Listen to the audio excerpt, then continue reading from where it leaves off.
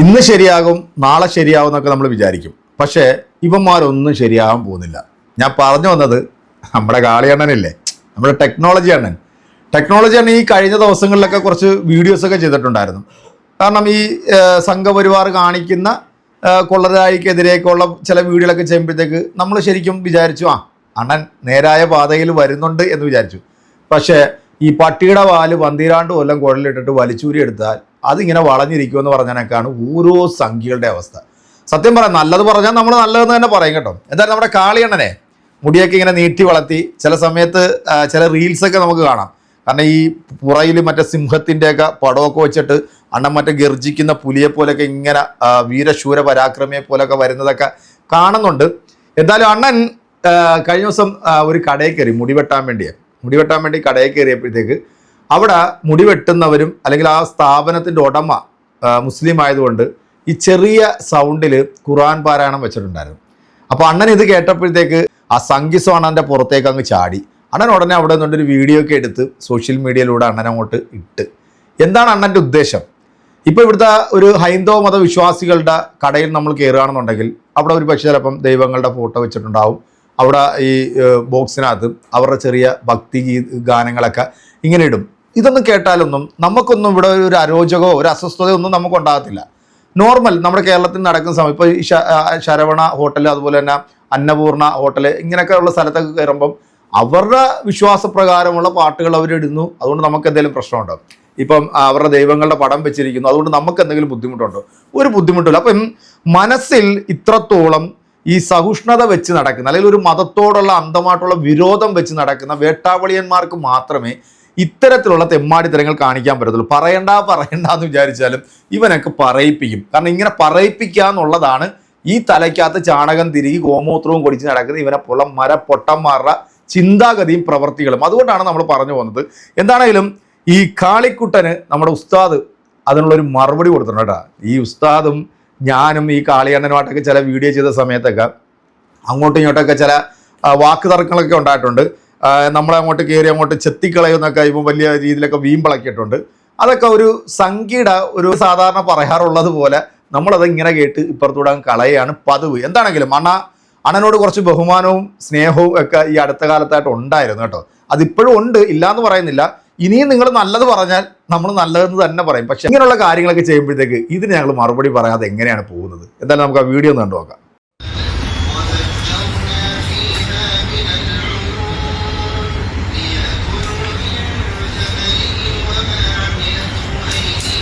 നമ്മുടെ കാളിച്ചേട്ടനെ അത് രാവിലെ തന്നെ താടി മുടിയൊക്കെ വെട്ടി അടിച്ച് നനച്ച് കുളിച്ച് വൃത്തിയായി പുറത്തേക്ക് പോകാൻ വേണ്ടി റെഡിയായി ഇറങ്ങിയതാണ്. ചെന്ന് വിട്ടതാണെങ്കിൽ ഒരു മുസൽമാൻ്റെ ബാർബർ ഷോപ്പിൽ. അയാളാണെങ്കിൽ അയാളുടെ ഹൃദയശാന്തിക്ക് വേണ്ടി ചെറിയ ശബ്ദത്തിൽ ഖുർആൻ പാരായണം വെച്ചിട്ടുണ്ട്. ഓരോ കടയുടെ ഉടമസ്ഥർക്കും അവരുടെ മനോഭാവത്തിനനുസരിച്ചാണല്ലോ പാട്ടും പ്രസംഗമൊക്കെ വെക്കുക. പക്ഷേ ഈ ഖുർആൻ പാരായണം കേട്ടപ്പോൾ നമ്മുടെ കാളിച്ചേട്ടന് ഭയങ്കര അസ്വസ്ഥ തോന്നി. അദ്ദേഹം അപ്പം തന്നെ സാമൂഹ്യ നന്മയ്ക്ക് വേണ്ടി അത് വീഡിയോ ഷൂട്ട് ചെയ്തു, സോഷ്യൽ മീഡിയയിൽ ഇട്ടു, ഒരു ക്യാപ്ഷനും കൊടുത്തു. ഇവനിവിടുന്ന് പോകുന്നതിന് മുമ്പ് എന്നെ ഖുർആൻ മൊത്തം പഠിപ്പിച്ചിട്ട് ഞാനിങ്ങനെ ആലോചിക്കുകയാണ്, എന്തൊരു മനോഭാവമാണ് ഈ മനുഷ്യരുടെയൊക്കെ. കാളിച്ചേട്ടൻ ആ ബാർബർ ഷോപ്പിൽ ചെന്നപ്പം അവിടെ ഖുർആൻ പാരായണം നമുക്ക് ഇഷ്ടമല്ലെങ്കിൽ ആ ഉടമസ്ഥനോട് പിന്നെ ഞാൻ പോകുന്നവരൊന്ന് ഓഫാക്കി വെക്കുക, അല്ലെങ്കിൽ ശബ്ദം കുറക്ക് എന്ന് പറഞ്ഞാൽ അയാൾ അത് കുറച്ച് തരൂല്ലേ, അയാൾ ഓഫാക്കൂലേ? അതിന് പകരം അപ്പം തന്നെ സാമൂഹ്യ നന്മയ്ക്ക് വേണ്ടി ഷൂട്ട് ചെയ്തിട്ടതാ. ഞാൻ ആലോചിച്ചതേ, മനുഷ്യൻ്റെ മനോവൈകല്യങ്ങളുടെ തീക്ഷണമായ ഒരു അവസ്ഥയാണിത്. ഈ അവസ്ഥ എല്ലാവർക്കും ഉണ്ടാകത്തില്ല. ചില പ്രത്യേകമായ ആശയങ്ങൾ കൊണ്ട് നടക്കുന്ന മനുഷ്യന്മാരുടെ പ്രത്യേകതയാണ്. നിങ്ങൾ ആലോചിച്ച് നോക്കി, ഇപ്പോൾ എന്നെ സ്ഥിരമായി ഓരോ സ്ഥലങ്ങളിൽ കൊണ്ടുപോകാൻ വേണ്ടി ഞാൻ വിളിക്കുന്ന ഓട്ടോ നമ്മുടെ അശോകേട്ടൻ്റെ, ഇവിടെ വാതിൽ തന്നെ വിടുന്ന അശോകേട്ടൻ ഭയങ്കര ഭക്തനുമാണ്, നിഷ്കളങ്കനുമാണ്. അദ്ദേഹം ഓട്ടോറിക്ഷയിൽ എപ്പോഴും പാട്ടാം. അദ്ദേഹത്തിൻ്റെ ഓട്ടോറിക്ഷയിൽ നമ്മൾ കയറുമ്പോൾ അദ്ദേഹം ഇടുന്ന ഭക്തിഗാനം എൻ്റെ വിശ്വാസത്തിനെതിരാണെങ്കിൽ നിർത്ത്, എന്നെ ഇറക്കിയിട്ടെങ്കിൽ ഇട് എന്നല്ല പറയുന്നത്. നമ്മളത് കേൾക്കുകയാണ്. നമുക്കെന്ത് നഷ്ടമാണുള്ളത് അത് കേട്ടെന്ന് പറഞ്ഞ് ഞാനത് കാണാൻ പഠിച്ചു. തുളസിക്കതിർ നുള്ളിയെടുത്തു കണ്ണെന്നൊരു മാലയ്ക്കായി, പൊട്ടാത്ത നൂലിൽ കെട്ടി എന്നെന്നും ചാർത്താം ഞാൻ. തുളസിക്കതിർ നുള്ളിയെടുത്തു കണ്ണെന്നൊരു മാലയ്ക്കായി, പൊട്ടാത്ത നൂലിൽ കെട്ടി എന്നെന്നും ചാർത്താം. നമ്മളത് കേട്ടു, നമുക്ക് എന്താ പ്രശ്നം? എന്നും സ്ഥിരമായി അയാളെ വണ്ടിയിൽ അത് കേട്ട് നമ്മളത് കാണാതെ പഠിച്ചു. പഠിക്കണമെന്ന് ആഗ്രഹം കൊണ്ടല്ല, അത് കേട്ട് സ്ഥിരമായി കേട്ട് കഴിഞ്ഞപ്പോൾ നമ്മുടെ ഹൃദയത്തിൽ അത് ഹൃദയസ്ഥമായി. എന്താ പ്രശ്നം? ഞാൻ മുമ്പ് ജോലി ചെയ്ത പള്ളിയുടെ വാതിൽ തന്നെ ഒരു ക്രിസ്ത്യൻ പള്ളിയുടെ കോളാമ ഉണ്ടായിരുന്നു. നമ്മൾ നിസ്കരിക്കുന്ന സമയത്ത് പോലും ഒരു പാട്ട് വെക്കുന്നു. നമുക്ക് ആർക്കും അതിനകത്ത് അസ്വസ്ഥ. ഇതൊരു നാടിൻ്റെ ഗ്രാതുരത്വമാണിത്. സത്യനായക മുക്തിദായക പുൽത്തൊഴുത്തിൻ പുളകമായ യേശുനായക ശ്രീ യേശുനായക. നമ്മൾ സ്ഥിരമായിട്ട് കേട്ടത് നമുക്ക് ഹൃദയസ്ഥമായി പോയി പാട്ട്. ഇതൊക്കെ ഈ നാടിന്റെ ഗ്രഹാതുരത്വമല്ലേ?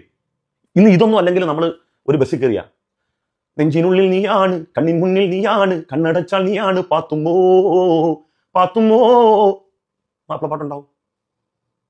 കാനനവാസ കലിയുഗ വരദ, കാനനവാസ കലിയുഗ വരദ, കരുണാമയനെ കാവൽ വിളക്കേ കനിവിൻ നാളമേ. ഇതൊക്കെ ഓരോ ബസ്സിലും പല ആളുകളും അവരുടെ മനോഭാവത്തിനനുസരിച്ചുള്ള പാട്ടുവിടും. ഇത് കേട്ടുകൊണ്ടിരിക്കുന്ന മനുഷ്യർക്ക് ഒരാൾക്കും പരാതിയില്ല. ഇതൊക്കെ ഈ നാടിന്റെ പൈതൃക ഗ്രഹാതുരത്വമാണ്. ഇതിപ്പോൾ കേട്ടെന്ന് എന്ത് സംഭവിക്കാനാ? ഇനി നമുക്ക് ഇഷ്ടമല്ലെങ്കിൽ അയാളോട് പറയാലോ ഓഫാക്കാൻ പറഞ്ഞു. ഇതൊക്കെ ഭയങ്കര അല്പത്രമാണ് കളിച്ചേട്ടാ.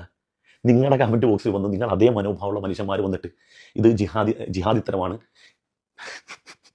എൻ്റെ കാളിച്ചേട്ട ഒരർത്ഥം അറിയാത്ത, ഒരു ആശയം അറിയാത്ത ഒരു ഖുർആൻ അവിടെ ഒരു പാട്ട് പോലെ, ഒരു സംഗീതം പോലെ അവിടെ നടക്കുന്നു. നമ്മളെ ഏതെങ്കിലും തരത്തിൽ അത് ഉപദ്രവിക്കുന്നുണ്ടോ? ഇത് പറയുമ്പോൾ കാളിച്ചേട്ടൻ്റെ കാര്യം മനസ്സിലാക്കണം. മറ്റൊരാളുടെ ഭക്തി നമ്മളെ ഏതെങ്കിലും തരത്തിൽ ബുദ്ധിമുട്ടിക്കുന്നുണ്ടെങ്കിൽ, ഉദാഹരണം പറഞ്ഞാൽ നമ്മുടെ വഴി തടസ്സപ്പെടുത്തുന്നു, അയാളുടെ പ്രാർത്ഥന, അതിൻ്റെ ശബ്ദം നമുക്ക് ഏതെങ്കിലും തരത്തിൽ അസ്വസ്ഥത, നമ്മുടെ എഴുത്തിനോ വായനയോ നമ്മളെ സ്വസ്ഥമായിട്ടുള്ള ഇരുത്തത്തിനൊക്കെ അത് ബുദ്ധിമുട്ടുണ്ടാകുന്നുണ്ടെങ്കിൽ ഉറപ്പായിട്ട് നമ്മൾ പറയണം അങ്ങനെ ചെയ്യാൻ പാടില്ല എന്നുള്ളത്. നിസ്കാരമാകട്ടെ, മറ്റെന്ത് പ്രാർത്ഥനയായിട്ട്. ഉദാഹരണം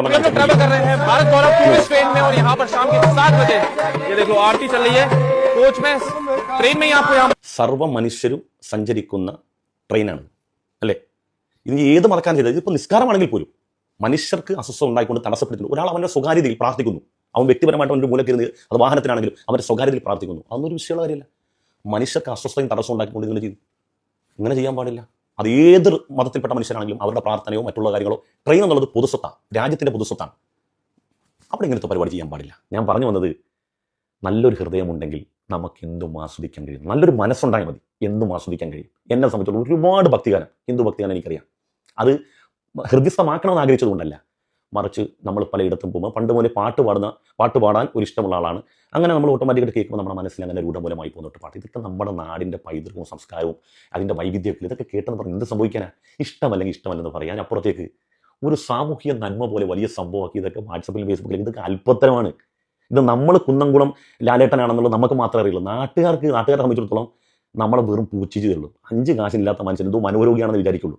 അതുകൊണ്ട് കളിച്ചേട്ടാ, നമുക്ക് എല്ലാം ആസ്വദിക്കാം. ഏതൊക്കെ?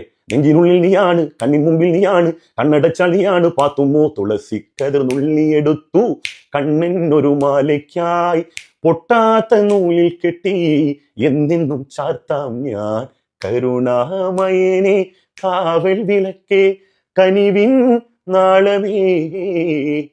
ടെക്നോളജി ഉണ്ടാ? ടെക്നോളജി ഇല്ലെങ്കിൽ ടെക്നോളജി വേണം. ടെക്നോളജി ഉണ്ട് നിങ്ങളതിൽ? ടെക്നോളജി ഉണ്ടെങ്കിൽ നിങ്ങളെ കൂടെ നിൽക്കുക. അടുത്ത ടെക്നോളജി ഉണ്ടാ? അതെ, ഇലവന്മാരോടൊക്കെ പറയുന്നതിനെക്കാട്ടി നല്ലത് ഈ കഴുതകളുടെ ചെവിയിൽ വേദമോതി കൊടുത്താൽ ഒരു പക്ഷേ ചിലപ്പോൾ കഴുതയ്ക്ക് ചിലപ്പോൾ മനസ്സിലാകും. ഇത് അതുപോലും ഇല്ലാത്ത ഈ പോത്ത് പോലെ വളർന്നു എന്നല്ലാതെ തലയ്ക്കകത്ത് ഒരു ഉണ്ണാക്കും ഇല്ല ഇവൻ്റെ എന്നും. സത്യം പറഞ്ഞാൽ ഇവൻ എന്തോ വലിയ സംഭവമാണെന്നൊക്കെ പറഞ്ഞുകൊണ്ടാണ് ഈ ചാനലിനകത്ത് വന്നുകൊണ്ട് ഇങ്ങനെ ഓരോ വീഡിയോ ചെയ്യുന്നത്. ഈ ട്രെയിനിൽ നമസ്കരിക്കുന്നതും ട്രെയിനിൽ ഇതുപോലെ പൂജ നടത്തുന്നതിനെ കുറിച്ചിട്ടൊക്കെ കാളിയാണ് ഒരു വീഡിയോ ചെയ്തിട്ടുണ്ടായിരുന്നു കേട്ടോ.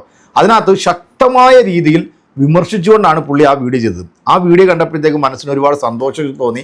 ആ അണ്ണൻ നേർവഴിയിൽ വന്നു, നേരായ മാർഗത്തിലാണ് പോകുന്നതെന്നൊക്കെ ഞാനും വന്നിട്ട് പറഞ്ഞു. പക്ഷേ ഈ പറയുന്ന നാവ് കൊണ്ട് തന്നെ ഇവരൊക്കെ വീണ്ടും വീണ്ടും തിരുത്തി പറയിപ്പിച്ചുകൊണ്ടിരിക്കുകയാണെന്നേ. എന്താ ഇതിനൊക്കെ മറുപടി കൊടുക്കണ്ട അല്ലേ?